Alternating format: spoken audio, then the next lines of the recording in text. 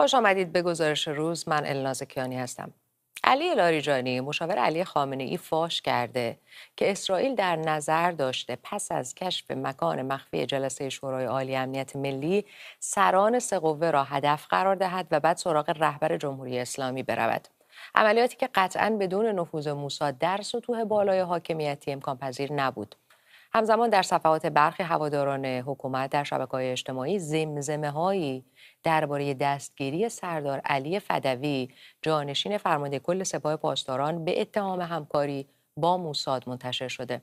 حضور جاسوس یا جاسوس‌هایی در سطوح عالی رتبه باعث شده هنوز علی خامنه‌ای از مخفیگاهش خارج نشود.